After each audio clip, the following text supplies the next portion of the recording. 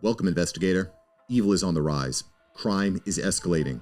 Our mission is to eliminate the crime by exposing evil, examine why it manifests, and highlight the brave souls that confront it every day.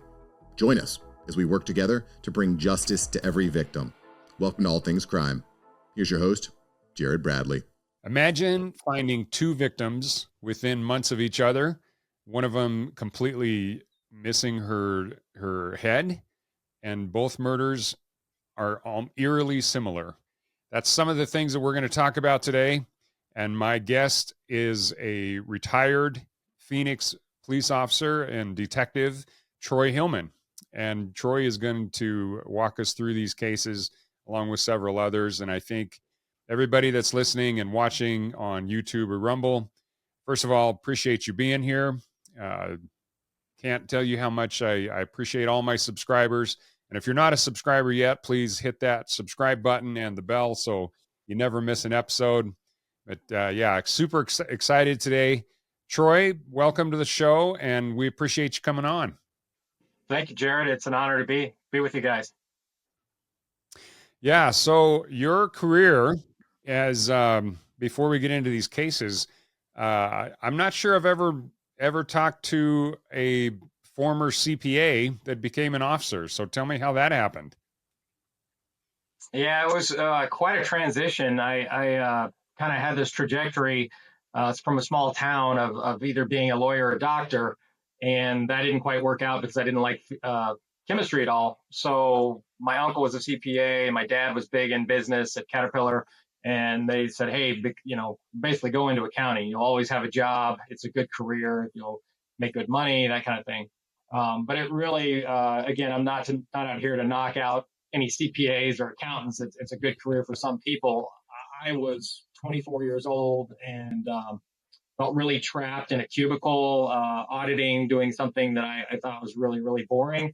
And I had grown up around my dad loved Clint Eastwood and Dirty Harry, and I watched Chips and Starsky and Hutch and all those kind of detective shows. And I was just all in on investigations and becoming a detective. So I entered my resignation in Chicago at one of the biggest firms, international firms, CPA firms. They said I was crazy. You're going to go become a beat cop in Phoenix, Arizona. So I drove 2,500 miles, and I always say my dad lectured me in the U-Haul the whole way as to what are you doing, kind of thing. So yeah, it was kind of a bold move, but looking back, it was one of the best moves I ever made in my life. Oh, you know what? If you're not living bold, man, you're just marching on your way to the grave. What's that old saying that says far too many men die at 30 and they're buried at 80? Yeah. Well, you have to definitely, I believe in blazing your own trail. That's what I tell my kids. You kind of have to, obviously within, confines, but find your own niche and what makes you happy and go for it. Yeah. I've been in sales for a long time. I was in the military before that. And I just can't, the thought of sitting, I mean, I sit at my desk now, when I'm not on the road, but the thought of doing that all the time, just not for me. So for those of you that can do that, then salute you. But yeah, sounds like that's kind of where you were at, Troy. And that's but thank goodness, because obviously you were instrumental in some big cases, and you ended up with Phoenix PD. Is that the only agency that you served with? Yeah, I applied several locations, and it was kind of between Austin, Texas, and Phoenix. And Phoenix gave me an offer sooner, so I just took it. I wanted to be somewhere warm. I was from a cold climate in the Midwest, and I did it right along in the middle of the night, and it was -10, I think, wind chill, and I didn't have a cruiser. So I said, I'm going somewhere warm, and I didn't realize quite how warm at the time, especially wearing a Kevlar vest and a uniform. Because 10 o'clock at night, we'd be filling up our cruiser and we'd be sweating in here in Phoenix. Oh, yeah. That's a good weight loss program, I guess. Yeah. Wearing all that equipment. Phoenix is a neat city for sure. Yeah. Well, I grew up in the West also in Idaho mostly. And then I'm in Salt Lake now. So, yeah, I enjoy a little more temperate climates, but geez, Phoenix, man, that's you don't get much warmer than that. Yeah, it's the only thing we don't worry about hurricanes and mudslides and earthquakes and all those kind of wacky disasters that go on. So it's pretty much just you'll know it'll be sunny and hot. If you can put up Yeah, with well, that, if you ever get hungry, you could just cook an egg on the outside of the cruiser, right? yeah, just right on the asphalt. A lot of people do that. That's insane. All right, well, so talk to me. How did you get involved with cold cases specifically, and then let's talk about some of the Canal Murders, especially. I served a number of years as a patrol officer in South Phoenix. Learned a lot, saw a lot, and then I became a financial crimes detective, which kind of really fit with my background. Was interesting, but not quite what I was looking for. I ended up promoting to sergeant. Went and worked for a commander as a what they call an administrative sergeant. Was kind of doing copy machines and just kind of making sure the bureau ran. But what it did was it gave me an opportunity to meet all the lieutenants in the respective violent crimes bureau, which would have been robbery, homicide, gangs, assaults. And I really got to know the homicide lieutenant, and he was he's a brilliant man. He had an IT background, a master's. He had a kind of a business attitude in the public sector, which kind of gelled with what I liked, which was, hey, let's be nimble and let's think outside the box and that kind of thing. So he said, hey, Troy, I'm going to have a vacancy in cold cases. The sergeant, would you come over and fix it? Because it's very disorganized. There's two detectives and we've got major problems. So, I transferred over, and for the first 6 months, I was wondering, what did I get into? Because it was, as advertised, it was, I hate to say it, it was a mess. Mm-hmm. Well, being a CPA and trained in, uh, I of all the CPAs that I know, one of the things they do is they think very logically and very linearly, and so organization is right up their alley. So I'll bet your previous training helped on that. Yeah, absolutely. You're spot on, Jared, with that. I was able to take those organizational skills and that kind of linear thinking and basically map out a roadmap of how we can turn this thing around. And I had help. I had a number of seasoned detectives that I leaned on that were kind of and then there were best practices that were out there to kind of look at and kind of say, hey, how can we start reviewing these cases? The biggest challenge that I had was not knowing. This may sound bad in terms of who we're dealing with, but inventory. I didn't know. As an accountant, I wanted to know how many cases do we have. And the gentleman who had promoted to lieutenant that I was taking his position, I said, hey, Matt, how many cases do we have? And he said, well, we think around 2,500. And I kind of staggered and I said, 2,500? And we think? So that kind of took me by surprise. And I spent I think, tenure of my next 10 years trying to really weave through exactly how many open cases we had and that we really needed to look at. Yeah, that's crazy. There's um, when well of all the cities that big agencies like Phoenix PD that I deal with, um, it's when we start talking cold cases, it's crazy, especially when you actually talk about the big I call them the big three, the homicides, the rapes, and the assaults. If you just take those, um, most people have no idea how many of those cases are just unsolved, and a lot of times it's just because, like with the Canal Murders, unless something new technology comes around, or a witness will come forward, something like that will spring the case back into life. There's just no leads to go down, and so let's actually talk about the Canal Murders. Could you? I mean, we've talked to uh, Colleen Fitzpatrick, who I know lives down there in Phoenix with you, and not with you, but in Phoenix. And she what a brilliant woman she is. And she talked about the Canal Murders a little bit. So, but for those of you that haven't heard those episodes, Troy, could you explain exactly what happened with the Yeah, Canal Murders and kind of describe even the victims, who they were, and really what happened there. the fall of 1992, a woman by the name of Angela Brasso, she was turning 22 the next day.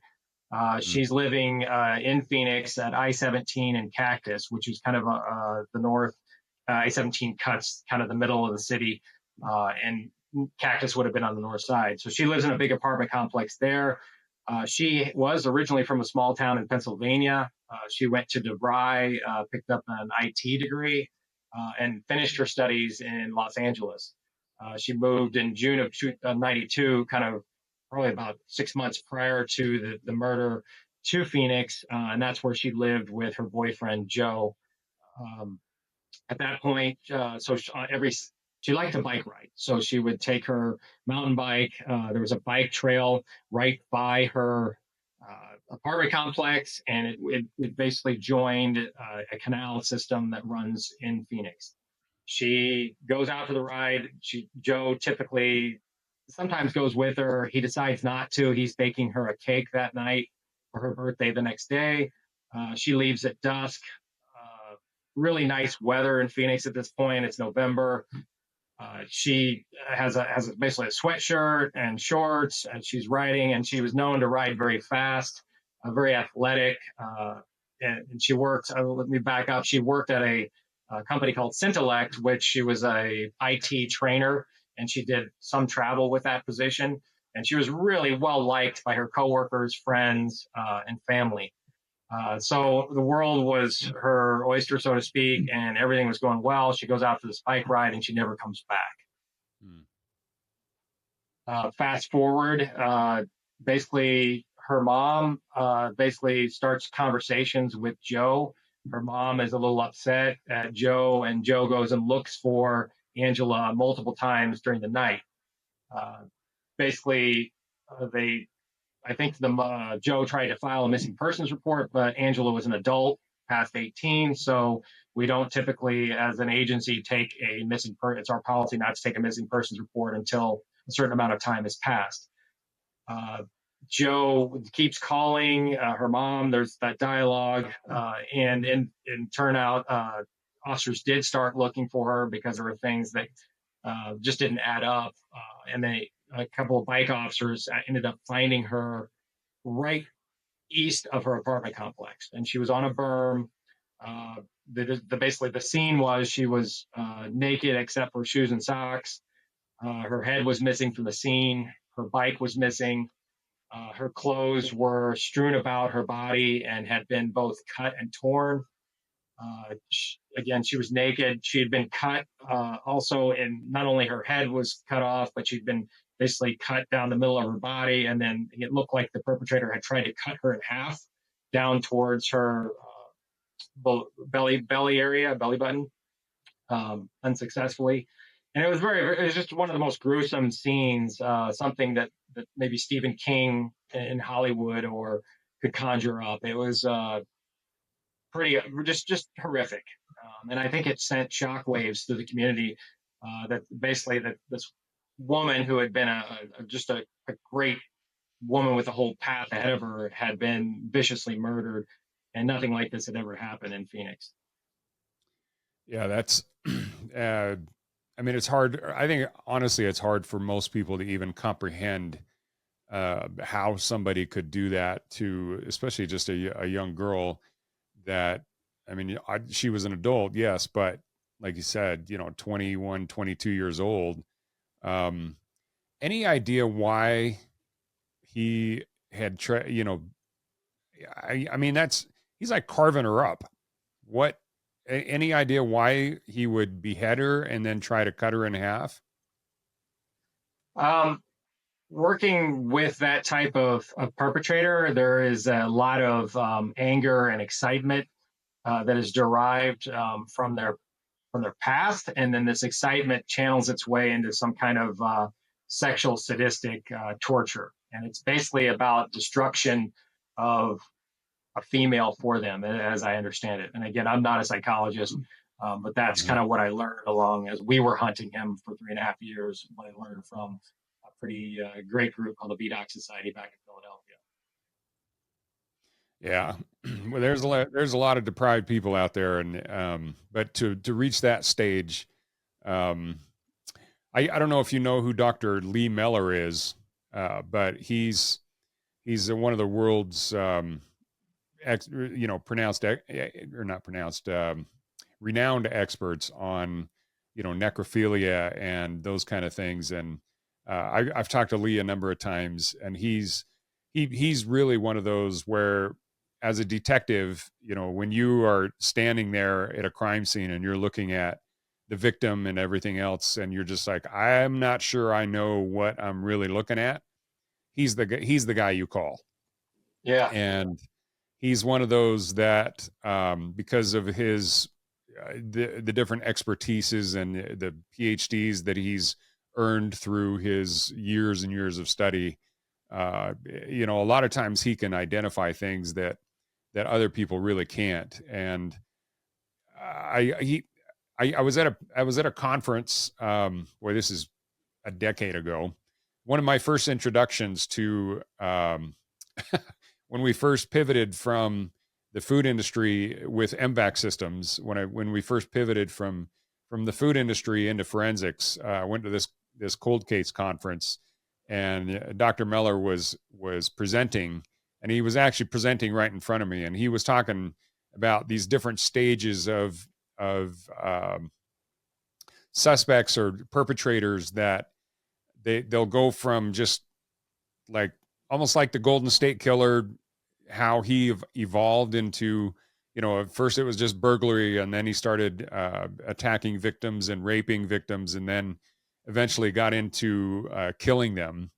Just kind of the progression that some of these perpetrators go through, and then one of the final stages and one of the most violent is when they start actually doing beheadings and cutting off organs and cutting off limbs and things like that. And so I'm just kind of curious, and that's kind of what prompted these thoughts. And I don't know if you have any understanding of the perpetrator that did these murders, but how he had progressed to reach a stage where he could actually not only attack a woman, and I'm sure he abused her in multiple ways, but then eventually to cut her head off and then try to cut her open. Yeah, they don't teach this stuff in Homicide 101. You basically are taught X, Y, and Z, but hunting a serial killer is completely different. And yeah, I've always been an advocate of reaching out for experts, but unfortunately, there's a lot of ego in law enforcement, and that's not always done because it's like, I'll figure it out, I'll solve it on my own, I don't need help. So what we figured out, we did go back during our journey to the VDOC Society that I mentioned, and we got to know a profiler who had interviewed over 2,500 sexual sadists in a prison system. And he could basically get in their mind, so to speak, and kind of look at a crime scene and kind of let us know what they were thinking. So he described something called, and he actually carved it out on a napkin for me, very informally, but it was called the helix. And I think it's what you're referring to. It's how these offenders work their way up. He said the helix, which is, they'll go from getting on a bus and rubbing up and down against women. I think it's called fracturism. They'll get into voyeurism, the peeping Tom kind of stuff. And then they'll get into arson. There's a big tie with male juveniles committing arsons and later becoming a potential serial killer. So those are all things indicia of kind of working your way. And yeah, you get into, depending on their individual circumstances, the Bundy, the Dahmer, the Gacy, these different really notorious serial killers and what they do. And even cannibalism, which shocked me. Yeah, those it's I guess in hindsight, you can look at things like that and say, well, it's any kind of progression, whether it's negative or positive, is natural. And if any person that picks a path, um, not that I want to correlate these two, but your path, for example, going from CPA and then switching to law enforcement. But once you switched into law enforcement, you naturally wanted to progress and you want to, further yourself in that on down that path. But unfortunately, a lot of these criminals and especially the psychotic ones, the sadists especially, I don't think they start that way, but as they progress and they become more and more, I don't know, the thrill of it and whatever oxytocin or whatever it is that is released when they actually perform these acts, let alone, well, I'm sure they're just fantasizing about them first, and then they start actually acting out on these things. It's just a sad, sick progression that is well, it's not just borderline evil; it is evil, and but it's still the human reaction to it is. I think that's one of the reasons that true crime, horror shows, those kind of things are so popular, especially around this time of year, Halloween. But yeah, when you actually see them, like you said earlier, that is one of the most horrific crime scenes you'd ever seen. And then it's not a surprise that a lot of officers go through PTSD, because once you see those kind of things, those images just never leave your mind. Yeah, it was horrific. I actually wasn't there, so I was more on the cold case side. My team and I looked at the photos, which were, I can't imagine really being there, and then the photos, are another thing. But it was, yeah, it was very traumatizing looking at those photos. So, just a few months later, it happened again, right? Yeah, I'll back up. So the perpetrator went a step further, and 10 days after killing Angela, he took her head and threw it in a canal. That canal was further south at an area called I-17 in Dunlap, maybe about 2 miles. And it would later come into play. The next murder would be on the other side of that canal. So he obviously was comfortable in that zone. But Angela's head being found sent more shockwaves to the community. And then there was certain theories that I think they reached out to the military at the time, just talking about speaking to experts, and tried to gauge whether or not the head had been in the canal the whole time, or whether or not the head had been preserved. And there was a theory, or a pretty strong theory, that her head had been either refrigerated or frozen, which is deeply disturbing, and from that level. So, with that said, there was another a sign found, a retiree in an alley a couple days after the murder, and it said, "I chopped that bitch's head off," and in red lipstick. So there was a theory that, hey, teenagers could have just written that, or it was our killer. Turns out, I think personally it was our killer, because that was his bike path to his grandparents and his relatives. So all that happened, and then detectives just work round the clock for the next, so from November of 92 into the spring of 93, canvas basically just saturated the canals, trying to figure out who would have done something like this. The focus of that investigation with Angela was primarily at the beginning on her fiance boyfriend, Joe. Joe ultimately was ruled out, but he didn't do himself any favors in the beginning. Angela's mother said basically that, and this was kind of corroborated by her coworkers and friends, that she wanted to leave Joe. Joe was kind of controlling. She was planning on moving out of that apartment and kind of backing out of the relationship. Joe told detectives everything was hunky dory, everything was great. He was interviewed 3 separate times. and kind of put through the ringer. But again, and another thing he did is he brought a female over to look for Angela during the middle of the night, which was deemed odd by investigators. And because he said she was his financial advisor. So if your girlfriend, fiance goes missing, you invite this random female over to start looking for her. It just didn't all add up. So again, Joe was ultimately ruled out, not the killer, was put through the ringer. But again, he didn't do himself a lot of favors in the beginning with his inconsistencies and what the investigators found. Fast forward to, so that's all kind of going on in 93. We go to September. There's a 17-year-old female by the name of Melanie Burness. She lives in what's called the Arcadia area of Phoenix, which is on the east side near a canal. That canal goes, she ended up, we found out later, rode the canal about 10, 12 miles in kind of a northwest pattern towards that where Angela's head was found earlier. But Melanie had last been seen by her mother. It was kind of sad. Great girl, junior in high school, played volleyball, athletic, worked a part-time job at a yogurt shop, had lots of friends, had the whole world in front of her, had 3 older siblings who had moved out. She was kind of the baby of the family. Unfortunately, her parents had just recently gone through a divorce. So that was really weighing on her. Her mom goes out to dinner.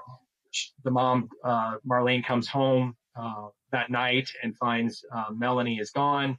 She sees also that her bike is missing, and she knows she likes to ride. She doesn't know exactly where she likes to ride, but it's just around typically that area or possibly the canals. She checks with Melanie's friends, and nobody has seen Melanie. She checks with hospitals. She calls the police, does everything that a worried mom should do. And unfortunately, Melanie was found floating in the canal on east of the I-17 in Dunlap that next morning. Basically, 2 callers had called in. One was a jogger who saw a big pool of blood on the bike trail, and another woman had rode through the bike trail unknowingly with her children, went home, and then thought about it and called police. This was all before cell phones. So that is kind of set the table for the scene with Melanie. All right. Well, 2 grisly murders in this basically the same area, almost the same MO. How did once you actually started looking at the case, how did you proceed with it? Well, Melanie was also wearing her shoes and socks. So both victims at this point, we have a sample size, it's limited of 2, but we have the same kind of signature on that. We have very diverse fantasies. So we have Angela, almost her head taken, cut in half, just mutilated. And Melanie, he did kind of went a different route. He drug her a considerable distance into the bushes.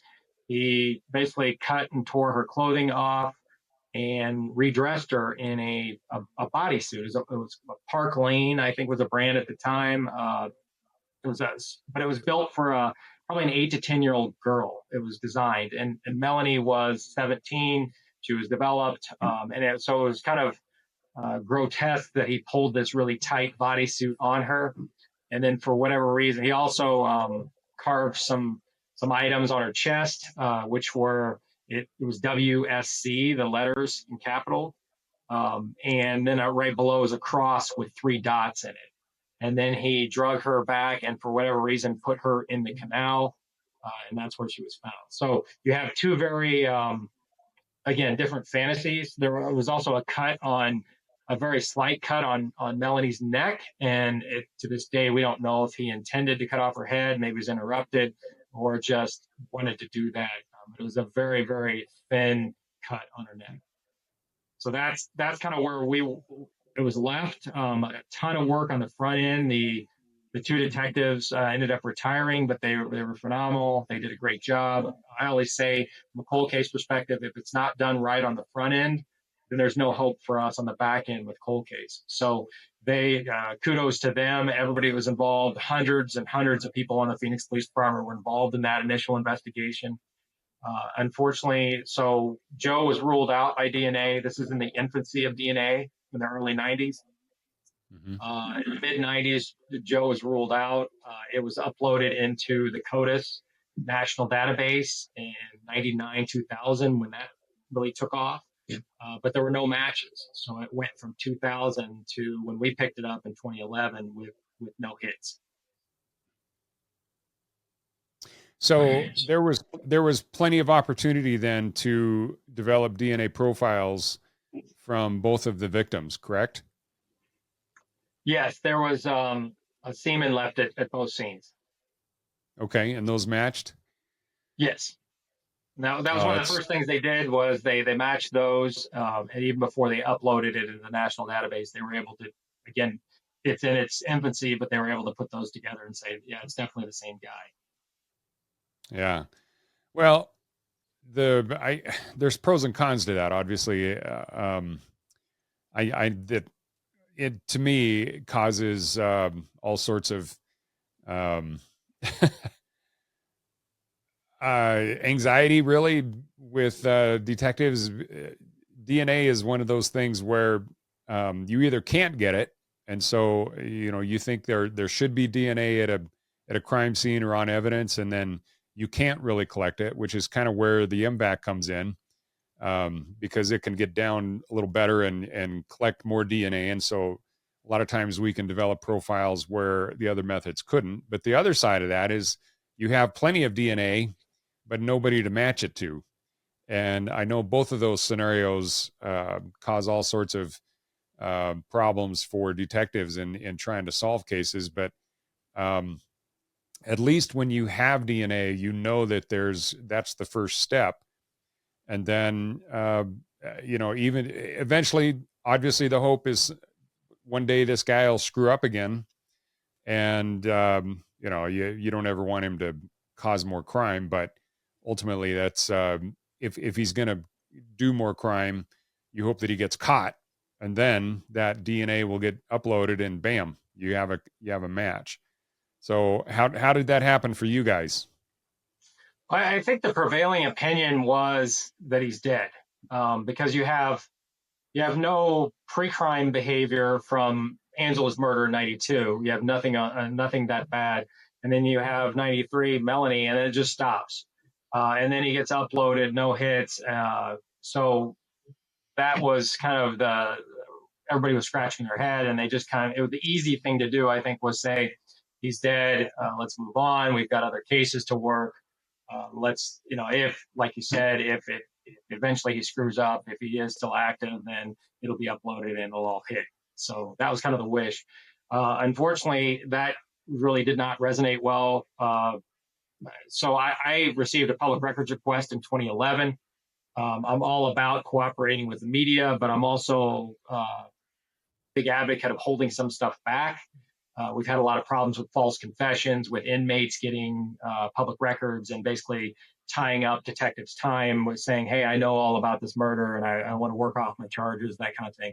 And it's a big waste of time. So there's that kind of push and pull with law enforcement with public records. With all that said, my goal as a sergeant was to let my detectives do their thing and investigate crimes and take some of that admin stuff off. So I decided, hey, I'm gonna go through and redact this and take out some of the things that need to be redacted out of these cases. I printed it out, and I always joke, I got yelled at by the secretary for the commander. She said, Sergeant Hillman, what are you doing? And so there's the amount of toner and the amount of paper that we. So I said, I'm going to redact these Canal Murders. With all that said, I locked myself in a room. I figured I was just horrified. I'd heard about it, but until you really dig into it, read it, start to look at the pictures and that kind of thing, it's just shocking that happened, and that we just kind of are saying he's dead. And it's like we wanted to know more. I wanted to know more at the time. So I knew that as a CPA that maybe I could look at it. Maybe there's something sticking out, but I came up with nothing, realized I needed to have help. And so at that point, I had built a really elite team of detectives, very proud of them. All of them had a ton of passion. They weren't your prototypical, hey, let's go over to homicide, and who's kind of wants to retired on duty, wants to come over to cold case and shuffle some papers and act like they're busy. These were basically recruited people, and they were also had to go in front of an oral board or a panel to demonstrate that they wanted to be on the cold case squad. So I always say, and I go into more of it in my book, each one of these people brought a different skill set and a different personality to the team. And that really helped us kind of see things differently and really bounce ideas off each other. And then just keep the levity there too. We had some that were a little bit more goofy and kind of kept the team, because we went through on this march that I'm going to get into, this 3.5-year hunt. We went through ups and downs. It was basically a roller coaster of emotions. Hey, we think this guy's good for it. We fly all over the country. We got his DNA. Hey, we give it to the lab. Lab calls us and says, no, it's not him. Back to the drawing board. So there were these, again, moments of highs and lows, and that really, this team. So that's when we started. We had a lot of planning meetings. We brought in the crime lab. We were very fortunate to have a very talented DNA supervisor by the name of Kelly Merwin.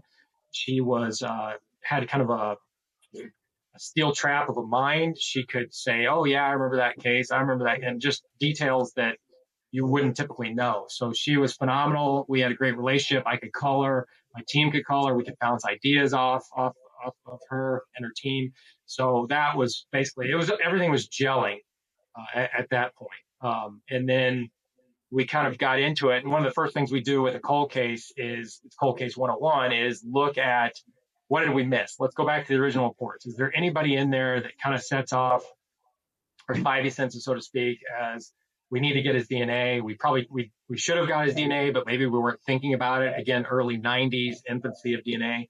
And there were a number of those. There were a number that we got excited about because they were in the files. They made odd statements. They had a background that was more conducive to doing this kind of thing. So again, kind of cherry picked those, headed all over the country, got their DNA, and then those were ruled out. One of the other things we did is we took a look at the military aspect. And I see you're a Ranger. I love the military. My dad was in the Army. My father-in-law was in the Army. But these were very, one of the things I didn't talk about earlier, these were very proficient kills.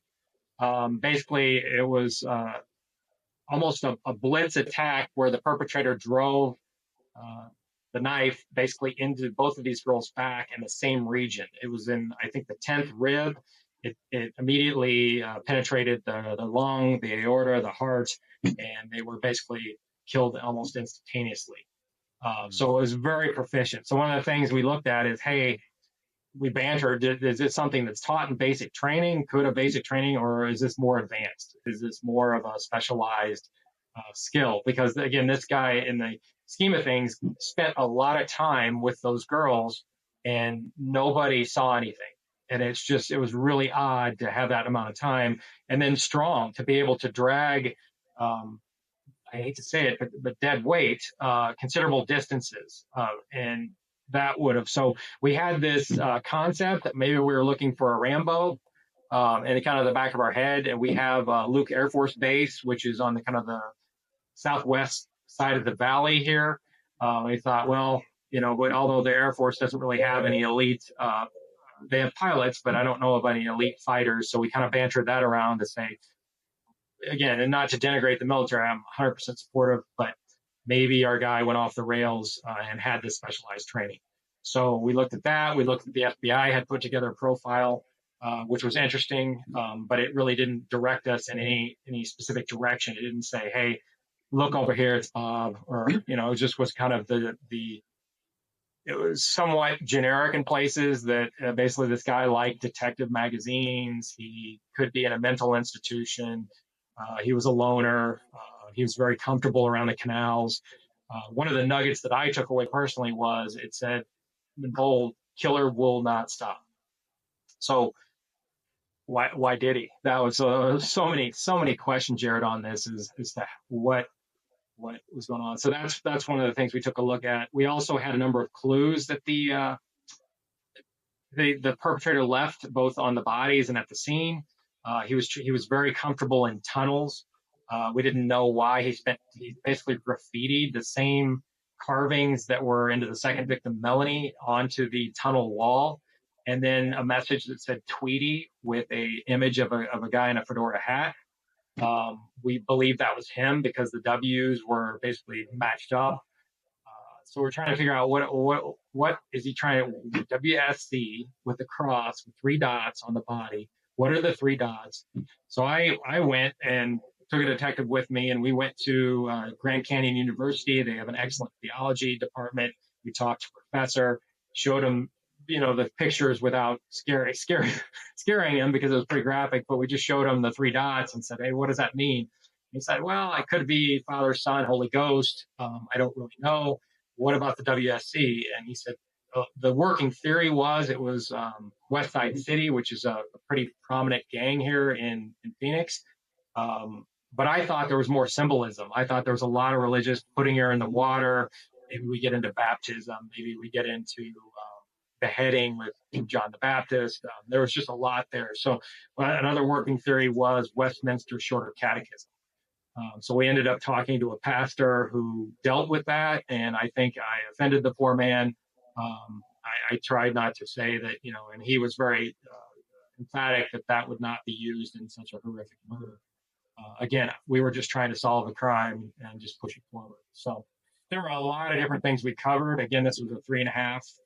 We had people, a guy that basically was on a dating site and kept emailing a woman saying, "I did it, I did it, I did it." And so we ended up doing really triaging his background, and we did a full-blown search warrant, brought him in. Turns out he was just maybe had some mental issues. Again, we covered this whole ground. And then if you want to, I don't want to overwhelm you with talk, but then we basically were invited to go back, and we found out this group in Pennsylvania, Philadelphia, called the VDOC Society. Mm-hmm. Upper echelon law enforcement, brilliant. Dr. Fitzpatrick is a member. She wasn't at the time. Got to know the profiler, one of the founders. Rich Walter was his name. Extremely eccentric, very brilliant, but he's very controversial too. But he literally told us there's a 97% chance this guy's in your file. This guy is a Bundy or Dahmer subtype. He labeled him as anger excitement. And he said, again, 97% chance he's in our files. And I remember we were 3 years, I think 2.5, 3 years deep into this investigation, and our files were massive. We had this list of over 800 to 1,000 names of men that had been called in on, and basically listed them. And so we went back to our files and said, okay, if he's saying 97% chance in our files, we're going to go back. So I took the Z's, another detective of mine, Clark, took the A's, and we were going to meet in the middle. And that was right where I kind of laughed, because if I had started with the M's, maybe we would have accelerated our process, because our perpetrator was really named Miller. So we started doing that. But again, it was a very methodical process of sifting through, of getting DNA, of traveling. And then Dr. Colleen Fitzpatrick calls one of my detectives, Marianne, and says, hey, leaves a voicemail and says, I'm a forensic genealogist. This is in 2014. Nobody had ever heard of forensic genealogy. The Golden State Killer was in 2018. Nobody had really, obviously that hadn't happened yet. And I always say Phoenix PD was one of the first to use this technology on a major crime. It really doesn't matter. It's a great tool, but it's just, to me, it's one group is taking credit for all that. And it's like, well, we used it back in 2014. And Colleen deserves a lot of credit for that. So we didn't know what she was even really talking about, because we'd never seen this before. She said, I'm coming to a convention at an area called the Biltmore in Phoenix, and would love to come talk to your group. And I called the DNA supervisor, Kelly, and I said, hey, what do you know about forensic genealogy and its application towards solving murders? She said, Troy, I'll go talk to her. I'll meet her. I'll kind of assess her, but I think it's worth a try. It's at this point. So two detectives pick her up, bring her down to headquarters. She basically goes through about an hour dissertation on exactly how she does what she does. It goes over our heads. As far as I think all of us were just exhausted. We don't have a PhD from Duke in physics, and again, she's brilliant. So basically, she said, it'll be I think $750. I'll do it. Now, as a sergeant, I was a tenured sergeant. I knew if there's a dollar associated with it, getting the upper echelon, the managers to pay for that would be difficult. If it was kind of pro bono, then it would be something that they would be like, oh, okay, let's try it, as long as we assured them it wouldn't endanger our case. So I wrote up this big, long memorandum. We talked to the upper chain of command. There was words of, hey, this is voodoo magic. This is, what is this? Witchcraft and all this stuff. And my team kept assuring them there's no downside risk. We spend $750 on sending one detective back anywhere in the country to get DNA. Let's just try this. It's cutting edge. It's new. We vetted it out with the county attorney. We vetted it out with Kelly from the lab. We're good. So finally, after a lot of hand wringing upstairs, we called it the fourth floor. They decided, hey, let's move forward with it. And I remember getting a call. We gave the sequencing. We literally just gave the numbers to, and that's all I understand on the end of it. Kelly could explain more. We gave her the numbers and to Colleen, and basically she called me. And I remember we had a baby, 6 months old. The whole extended family was in town. And I get this call and I take it in the other room. And then she's like, I think his name is Miller. His surname is Miller. And I'm like, well, that's not Smith, as common as that, but it's pretty common. But needless to say, I need to check the files. So I broke away from the extended family, apologized, went in, had my organization detective pull. There are all these files scattered all over. Say, hey, pull the Miller files. He drops it off, says, have fun. There's 5 files of Miller. So I begin looking through, and the first couple don't excite me. When I got to file number 668, it was Bryan Patrick Miller. Relatively thick, and it had all the precursors, if I'm using that right, of a serial killer. You had your curfew, your arson, he had stabbed a woman in the back for no reason and sent chills up his spine. Miller was just jumped off the page. I called an emergency squad meeting and everybody got excited. But we had been excited before. This, again, had been a 3.5-year journey of ups and downs. Plus, he didn't really fit with this kind of, excuse me for saying, a badass military guy. He was this real skinny, dorky kid. He looks, like he should be on Revenge of the Nerds. And how is he going to overcome these 2 athletic girls riding their bikes that are not going to stop for this kind of nerdy fellow? What ruse did he use? How did he do it? There were so many questions. But with all that said, we started to really dig look at his social media, look at who Bryan Patrick Miller is, and it just continued to get better because he's this zombie hunter. He had taken a police car from auction and basically designed it as a zombie hunter mobile with a mannequin all bloody hanging out. He dressed in this trench coat and with this big Gatling gun, with a mask. So he just was, he was big in Comic-Con and big in this steampunk. And I knew nothing about either.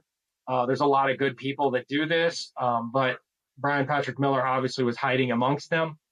And so it was just bizarre, all this stuff. And you had stuff from kind of this Edgar Allan Poe, this Lenore, the cute little dead girl. And you had also a Saint Maria Goretti, if I'm pronouncing your name right, was the patron saint of rape victims on his social media. So there are all these tidbits of, wow, this guy's really looking good. Another thing that's important is we put him at the scene of basically in the area at the time of the crimes. And he was here.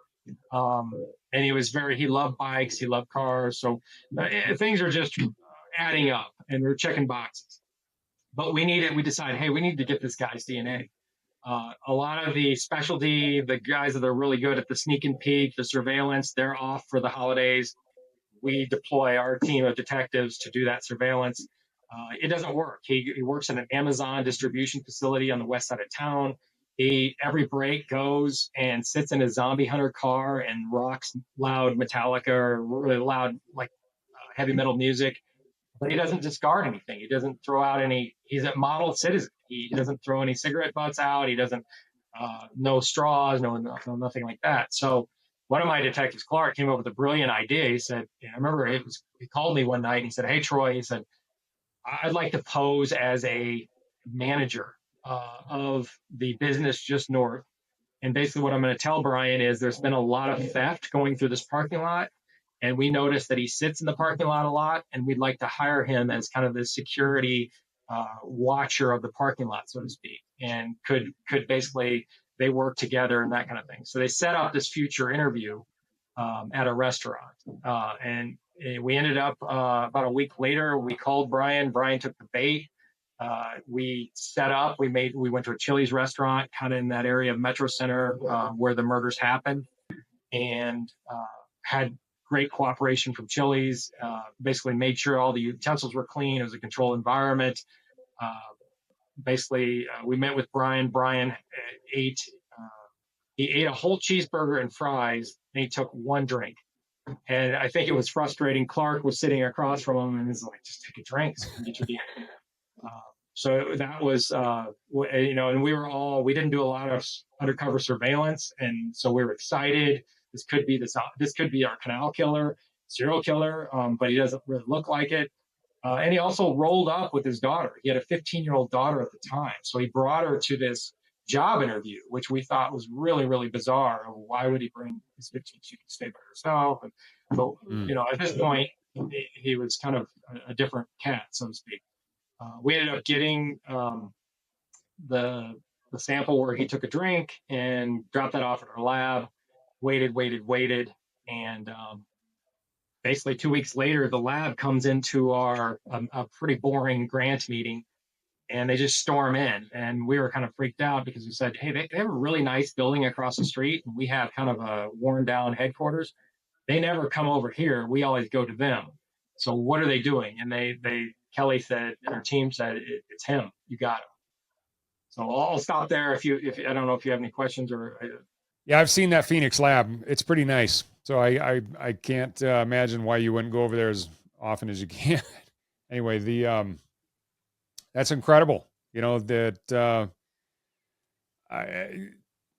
amazing the forensics genealogy now that it can take, and it's almost the exact same scenario as you were talking. I was like, man, the Golden State Killer, they went from thousands and thousands of potential suspects down to like 6, and you guys with Colleen's help was able to narrow all of your suspects down to 5, and then to even say nope, this is his last name. It's just incredible how they do it, and all the conferences that are going on right now, it seems, are all focused on this forensics genealogy because all these other areas have been developed to the point where most detectives understand them, especially like typical the CODIS STR type of DNA. But now with this new movement toward the forensics genealogy, it's sprung up with almost like a whole new technology where you have these databases called like GEDmatch and others that it's just phenomenal what they can do now. And I just, it just sends chills down my spine to think that, we now have this new super powerful tool, and the more detectives learn about it, the more they're able to at least narrow down the suspect pool to specific family lines and maybe like second or third cousins. And it gives them, then it's just one more cog in the wheel. You have that much more traction where you can eliminate other suspects, which most people don't understand the amount of time. And you I really appreciate you describing everything that you were doing prior to running into Colleen, because all of those areas that you were investigating, those take time. It takes money, it takes resources to investigate these different, almost like theories. But you're trying to narrow down who your potential suspects would be. And now that DNA can do that in many cases is just phenomenal. So, wow, what a great story. And then, so you narrowed it down, you finally got his DNA. What was it like once once the lab came into your office and said, we got him, which is interesting too. Why didn't they just call? I think they tried, but this was so big they wanted to deliver it in person. And it was because they had worked so hard, we had worked so hard, and it was just it was a moment where we were shocked. I think it was kind of like hearing, I can only imagine, like a war's over, and it's like, what, what's going on? And we all embraced and hugged and kind of had that moment. And I still kind of get joked up about it because it was just, not only was it we got you, Bryan Patrick Miller, we gave justice to those girls, but also the families. And we swiftly reached out to them because we knew this would be a massive news story. We wanted to tell them first, but they were spread across the United States. So we made sure that was done, through local authorities. And then we talked to them, on the phone. But yeah, it was massive. There was a euphoria, but then that quickly, as you know, with the serial killer investigation, it grew legs. From the moment I told my lieutenant, it went up the chain all the way to the chief's office and probably the mayor and that kind of thing. And the next thing you know, we had SWAT team pouring in. It just kind of almost, I wouldn't say got out of control, but it just blossomed into let's get them. Let's do this search warrant. And so I basically called my wife and I said, I'm not going to see you or the baby for a while because I'm going to basically just leave it here. And, but we did this great thing. And so it was, again, euphoric, but we really didn't have time to kind of to celebrate or to really enjoy it because we were making sure that we apprehended him. We interviewed all the key players. And then we went on basically about a year and a half binge of figuring out, interviewing family, traveling out. We sent 4 detectives up to the state of Washington because he had lived there for a time period. We interviewed his ex-wife. We interviewed one of his best friends. We interviewed his daughter, all the Comic-Con people, all the steampunk people, and there were a lot we interviewed. And because this was a capital murder case, going to be a death penalty case, and we knew that we needed to make sure we were a lot of consultation with the county attorney's office. They were great. So it was massive. Oh, and the house. I forgot to talk about his house. We kind of coined it the house from hell because he was a hoarder. And the SWAT team, when they went in, they couldn't really get in the front door because there was stuff piled 4 or 5 feet high. And it was pretty nasty. The living conditions, and we really felt sorry for his daughter, being 15 at the time, she had to live there. She lived with him. Yes, so she was living with him in this house, and there was just stuff everywhere, outside, inside. I think it took us week and a half, 2 weeks to basically put everything into pods, and we were looking for evidence from back then as far as trophies that he did take their Walkman, he took their bikes. So we were looking for that kind of stuff. We were also thinking anything that knives, anything that serial killer could have done. So we impounded, I think, over 1,500, 2,000, maybe even more items from that house. And it was just extremely laborious. But again, we needed to be very judicious in our approach and make sure we didn't miss anything or discount anything. So the house on itself, and I get into all this in much more detail in my book, but the house had its own treasure trove that kind of painted a very dark picture of Bryan Patrick Miller. So based on that treasure trove that you're talking about, what clues do you think are there any breadcrumbs that really led up to murdering these 2 women, that especially in such a grisly way? Was there any kind of an escalation starting with, I don't know, maybe when he was a teenager, he was killing small animals or anything like that, but is there any kind of escalation, or is this just kind of like all of a sudden this guy's this zombie hunter and is killing women? So that was one of our tasks, was to put together a timeline to figure out where he had been and how he had developed. And we found out his dad was in the military and was killed in a motorcycle accident when Bryan was 5 in Hawaii. His mom had been a detention officer out in Hawaii. She subsequently moved back with Bryan to Phoenix, where they moved in with the grandparents. We weren't able to ascertain whether there was any abuse, but from the grandparents. But the mother, I guess, was a little, I don't know how to say it, rough on Bryan. And this was clearly played out in court, that she was basically both mentally and verbally abusive to him. So there's that. There's this woman figure, and again, they painted a picture in court where she was very promiscuous with men, and also let Bryan see things and watch things and exposed him to different sexually explicit material. So there's that as he's growing up in his formative years. He has a lot of curfew and running away and problems as a juvenile. Ends up, several times he's written up like on a bus report of having this explosive anger. He set a garbage can on fire in, I think it's middle school. So they get there again as the arson, this anger kind of beginning to develop. He ends up, for whatever reason, when he was 17, getting on a bus around the metro center, around the area there where he killed Angela, and he rides it over to the northeast side of town to an area called Paradise Valley Mall. And he, for unknown reasons, he runs up and stabs this woman in the back, which obviously he stabbed our 2 women in the back. But he does this when he's 17, and he's not very proficient. He ends up getting caught. He actually draws a picture. He's a very good artist. He draws a picture of the knife, and did say that it sent chills up his spine when he stabbed her, when they said, "Why did you do it?" So there's this troubled teen, and it gets a little bit better.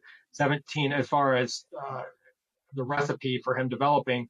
The mother, when he's set to get out of juvenile detention, he goes to juvenile for that basic stabbing. Her name was Celeste Bentley. And the mother turns in a piece of paperwork. She goes to a precinct and says, "Hey, before you let Bryan out on his 18th birthday, you need to read this." So there was what we called the plan, which was a girl was listed at the top, a woman's name, girl's name, and basically a plan to basically kill her, do all kinds of really, really rape, desecration, very similar to our first murder, to include basically having a bucket of blood and body parts and eating those body parts. And this had been fantasized by Bryan and written down and left in his bedroom. So the mother said, "I don't think you should let this kid out." Judges had, over the course of his juvenile, said, "He's got some sexual issues. We need to really maybe put him in a program to help him." So the system failed him. And I'm not, there's lots of blame to go around. But there was one psychologist that opined that he's not a danger. These are just fantasies. But yet he just stabbed a woman in the back for no reason. So to me, that there were a lot of things that the institution, I guess, missed on Bryan as he's developing.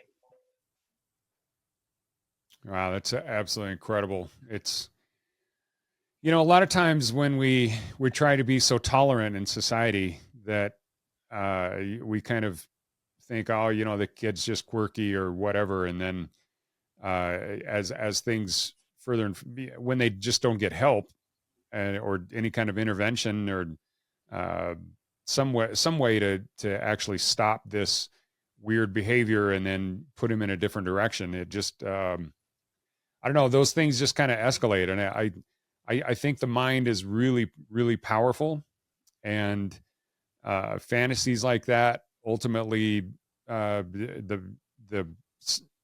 if they're subconscious type fantasies, then ultimately the conscious mind and the body actually has to act on those. It's almost the opposite of what Tony Robbins talks about with visualizing success and visualizing your career, visualizing writing your book, for example, what you're doing right now, Troy. And I just think it's a mistake to ignore those kind of things, and yet I think throughout history we've done it over and over and over again, and until we really take those kind of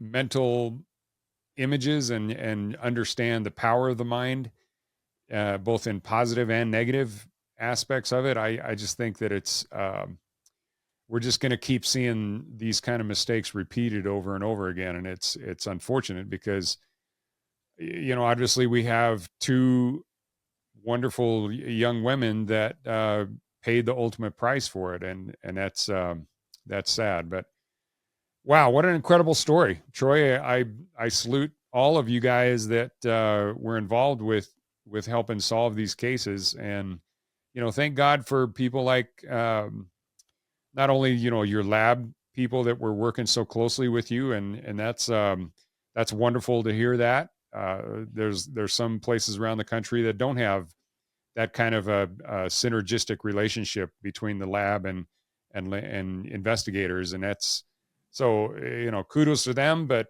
Colleen, wow, for her to be able to just analyze this and come up with some answers, that's amazing, absolutely amazing. So what's so Troy, tell us really quick about what it was like to actually arrest this guy.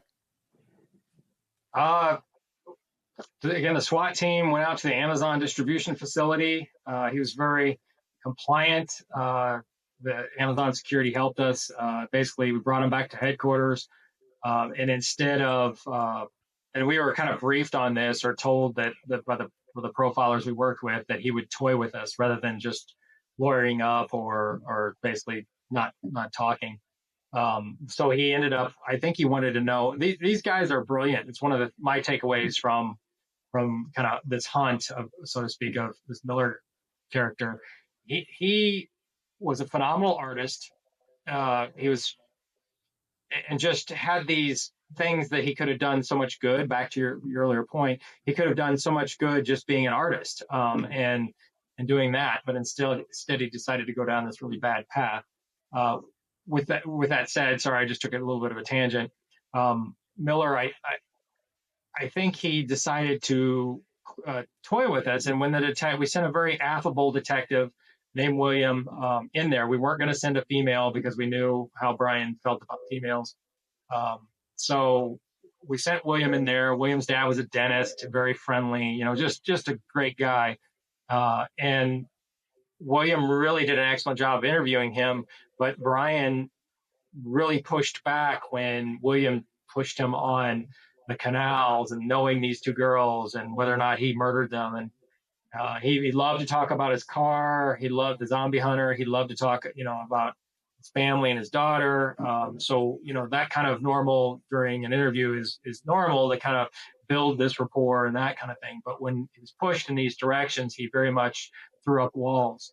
And he said some really interesting stuff. He ultimately denied it. And he said he was afraid of knives and he was afraid of riding along the canals at night, which something else the profiler brought out is kind of what he called a sarcastic ruse, that these particular serial killers love to use these ruses that basically they think they're smarter than everybody else. They're way above the intelligence level of the police officers and everybody else.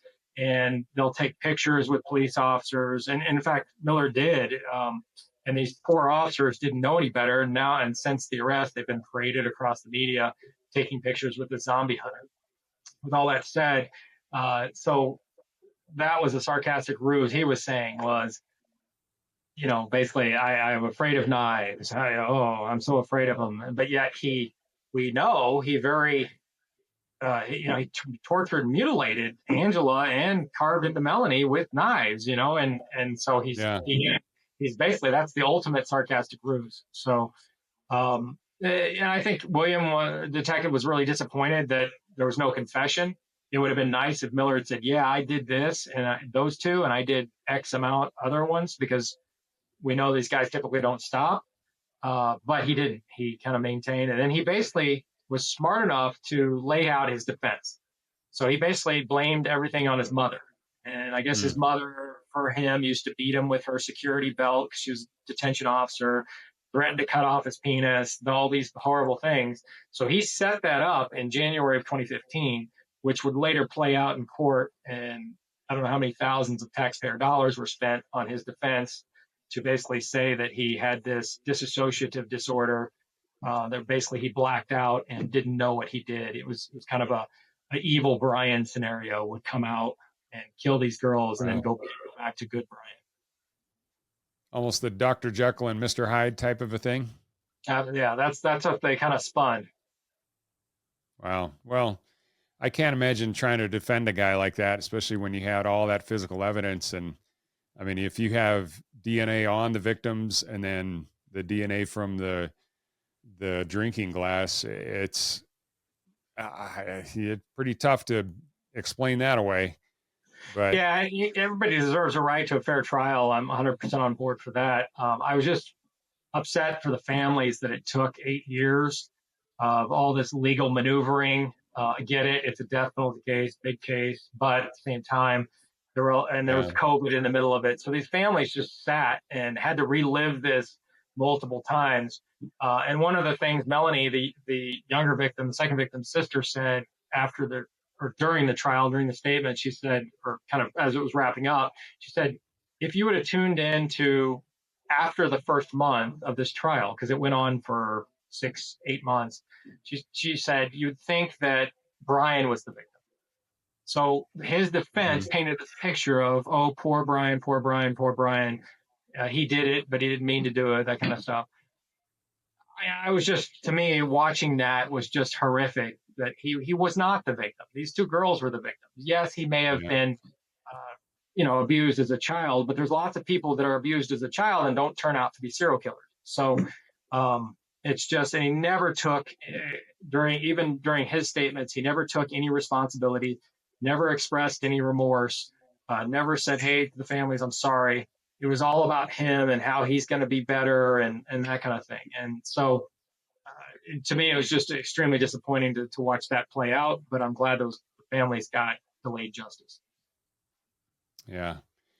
Well, that level of extreme narcissism and justification in his mind, and everything else. It's hard to fathom for normal thinking people, but there are folks like him out there, and sadly enough, they yeah, he's definitely not the first, and I'm sure won't be the last as far as refusing to take any kind of responsibility and any kind of remorse even for such heinous acts. But that's just kind of the nature of life. I think that those kind of people are out there, and fortunately, though, Troy, there's people like you out there that can ultimately track them down and find them. And that's one of the things that I love working with law enforcement the most is, yeah, there's a few bad apples, in every profession, and obviously in law enforcement is the same way. But all the people that I interact with, they're guys like you, the men and women that are professionals that you guys have a mission to do, and you have cases to solve, and nothing is going to stop until you actually solve them. And kudos to you for seeing that through. That's investing years and that much effort into solving cases and uh, getting justice for the victims. I think sometimes getting justice for those victims, it kind of gets lost in the shuffle of the day to day and everything. And it's but on occasion, I think there's little things that'll pop up that'll remind you of why you're doing it. And I'm sure putting the cuffs on that guy was kind of made it all worth it. Yeah, absolutely. And I thank you for that. I know, again, it was a completely team effort. And I know every member of that elite team felt great that, such a positive impact. And I'm passionate. I've since retired from the department, but I've kept my I'm a cold case advocate. I'm a volunteer with Parents of Murdered Children. And I like to advocate and speak and kind of hold these leaders accountable for having uh, these bolstered cold case squads and funding DNA lab. There's a lot of backlog. When I hear that, I'm like, why don't we outsource? There's tons of labs willing to help, but for whatever reason, it becomes not important. And I want to make sure, along with others, that we spread, you know, we force leaders to, this is a problem. We can't forget about these people. Murder is one of the most important things that police investigate. We've kind of got an identity crisis, I think. We're trying to do too much policing when we should just get back to the basics and say, okay, what, and you brought it up earlier, what's the most murder? Okay, then let's get into sexual assault and child crimes, and let's really focus on those, beef those up, get really talented investigators in those positions, fund the labs, do that kind of thing. Instead, we're playing with volleyball with kids on duty, spending an officer's time doing that. And that's good. That's nice outreach. But really, when it comes down to it, we need to get back to basics. That's kind of the message that I'm kind of pushing forward. And I hope that my book, why I wrote the book, and I'll go ahead and hopefully I'm not getting ahead of myself, but No. our squad was cut. So we basically solve this. We deal with the aftermath and basically clean everything up. We're solving 10 to 12, 15 cold cases a year, dating back to the 1970s, really rocking and rolling. We're very proud. We fly back to Chicago, get a national award. And it wasn't about the awards, but it was very, it was just awesome to hear, hey, we support you, we do good things. And then I remember in 2016, a new police chief came on board, and she gave latitude to the individual commanders to make decisions on cutting staff, because we were in a hiring crunch and we were way behind on the number of officers that we needed. And they decided, I got a call, and I remember, I'll never forget it. I was had our second child. She was colicky. I'm on one of those little toddler trampolines trying to soothe her, and I get this very cold phone call from the commander, who was retiring in 2 weeks, who said, "Troy, you're going back to patrol." And I said, "Commander," I said, "with all due respect, I and we have done everything you've asked us to do. We built this great group. We have a formula for solving cold cases. We just hand delivered a serial killer to you that everybody else thought was dead. And now you're going to cut us and send us back to patrol? Why is this? I mean, we're talking about murder here." And so I decided to write this book, because I'm like, I have to tell this story, because it is the poster child of why cold cases matter, why you can't give up, why you have to have talented, passionate people on these cases. Because it's easy to go in and maybe have one detective who's part-time or retired. There's no real, pressure on them, and maybe they'll shuffle a few papers. But you need this talented group. So that's why I probably could feel my frustration. I just couldn't believe it. So that's when I decided to kind of, I went to a detective assignment that was not really within my realm, and going from cold case homicide to, more of a property crime was, again, I wasn't above it, but it was kind of like being way demoted. So I just spent a really awful period on the department, just trying to get through the rest of my career. And then I was invited to come back to cold case. And I got a knock on the door from a lieutenant that said, "Hey, Troy, we screwed up. Come back and please fix it." So in 2020, I got back in the seat, and we got things back on track. And then they decided, hey, we're going to send you guys back to patrol for a couple weeks at a time. So it's just, if they would just leave us alone, I get it, there's staffing issues, but you shouldn't be taking regular homicide detectives off of, just my opinion, or cold case or missing persons or sexual assaults. Leave them alone. Let them work their cases. They're already overwhelmed. And find another way. Find a better model for policing or staffing or recruiting. But you have to allow detectives to do their job, because they're hunting really, really bad offenders in those areas. Yeah. Again, Troy, I've heard this. I hear this literally all over the country. I mean, there's a couple of things that is especially frustrating to me when I hear this story. The fact that you guys had such a flagship of success, and you the expertise that you develop in doing that. And law enforcement is one of those places that I can't really think of other professions that do this, but you'll develop this amazing level of skill and expertise, and then they transfer you out. Yeah. So like, like every 3 years, there's new people coming in, and I understand people want to get promoted, and they want, if they're a detective, they want to move from robbery up to sexual assault and then ultimately be in homicide. I understand that, but when you have a specialty area like that, I just think it's so short-sighted for agencies, especially the size of Phoenix. But it's Phoenix. It's not unique to Phoenix. It happens everywhere where you have these amazing groups of detectives like what you had, and then all of a sudden they think that, oh, you solved the Canal Murders, and so now we don't need you anymore. And yet there's 2,500 other cases that you should be pursuing.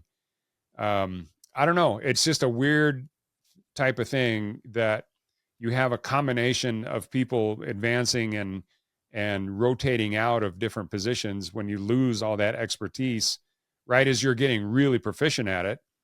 And at the same time, you have new leadership that comes in, like you said, the new chief and new commanders that come in, and they're like, they want to make their mark. And so they want to do things differently. Happen in the military all the time that I saw. A new commander will come in, and all of a sudden they want to implement, rather than keeping things that worked, they want to implement their own strategies, and they just seem to just jack it up. And it's like, how stupid are you? Look, if it's working well, don't break it. But Yeah. I don't know, frustrating to me when I see detectives that they'll come into like crime scene, for example, an area that I'm intimately involved with, and they develop all these skills. They go to all these conferences, they go to all these trainings and develop all these crime scene level skills. And then next thing you know, you're rotating them out because they get promoted to sergeant or something. And it's just like, what are you doing? They lose focus on what their ultimate goal is, which is to bring justice to the victims. And the most proficient way of bringing justice is actually to solve cases. And it's not always focused on that. And it's unfortunate. So, well, Troy, I appreciate all your time. I know you have more cases to talk about, and I can't wait for you to finish your book. And once you get that done, I definitely want to get a copy of it. So we'll stay connected, and can't wait to see your progress. So, is there a website or some place, different social media connections that you have? Yeah, I and I'm giving updates on the book and the book release. I have a website, www.troyhillman with 2 L's coldcase.com. I also, you can Google me, but I'm also on Facebook, Twitter/X, whatever it's called these days, LinkedIn, and I really try to kind of weigh in on some of these topics, and so certainly if support me. Again, I'm a volunteer advocate for parents of murdered children. It's extremely underfunded. I feel like it's unsupported. But these people are grieving. They've lost their children, which I can't even imagine. I'm a father, and I can't imagine that. So there are a lot of good groups out there. Season of Justice is another one. The Sherry Black Foundation. There's these people trying to do really good things and kind of put pressure on these leaders to say, "Hey, cold cases matter," and that's my slogan: "Cold cases matter." Yeah. Really keep an eye on that. So, thank you, Jerry. Yeah, absolutely. Boy, Season of Justice is amazing. They actually funded a case in North Aurora, Illinois, case from 1979 that they just solved, and the MVAC was actually an integral part of that too. So, yeah, it's cold cases do matter, and it doesn't matter. I think one thing, and this is just a quick note, you maybe get your thought on it, but I think cold cases are kind of a blight to society, and it drags it. It's almost a subconscious drag onto that community. When you have a murder that's just never been solved, I think there's a psychological damage that people really don't see very often, and they definitely don't pay attention to. Um, like if imagine the Canal Murders having never been solved. Every time anybody drove, on that or walked or rode a bike or anything on that canal, they would be thinking about that. Yeah, I think definitely the individual that did that murder got away with it, and so he or she is thinking, "Hey, I got away with it. Maybe I can do another one." So you've got this violent offender out there, Mhm. and each one of these cold cases that we solved, we really tried to put out to the media and really send a message that, "Hey, we're not going to give up. We're going to be hunting you. We're going to track you down. We're going to use every tool available." And there's so many we've talked about, Jared. There's so many neat tools. DNA is just it's advancing in a phenomenal where I think I heard about mixed DNA. They're able to parcel out the different profiles now, so it's just becoming this thing. And so it sends a message to the bad guys of, hey, we're not going to give up. And again, this is murder we're talking about, and I found that a lot of people don't want to talk about it unless it's on Netflix or Forensic Files or something like that, where they're like, "Oh, that's neat," but until it affects them, Mhm. it's not a problem until it hits their world. And I pray that it doesn't hit their world, but it does. It does matter. And missing persons too. We work closely with them. That I can't even imagine not knowing where your loved one is, whether they're dead or alive, or what happened. That's another horrific area. It's another reason why I'm doing this podcast, is just to get the word out for some of the things that, whether it's a cold case investigative technique or just advocating for a missing kid, whatever I can do to help. That's a big reason why I do it. So, well, Troy, I appreciate you coming on and spending all this time with us. And we will definitely put all your links and everything in the show notes. So if anybody wants to connect with you, I highly encourage it. And again, we appreciate all our subscribers and encourage all of you guys to go to Troy's website and support him any way you can. Thanks for joining us. Your attention today brings us one step closer to exposing and eliminating the evil that brings crime to our communities. Hit subscribe and share this episode. Together, we will bring justice to every victim.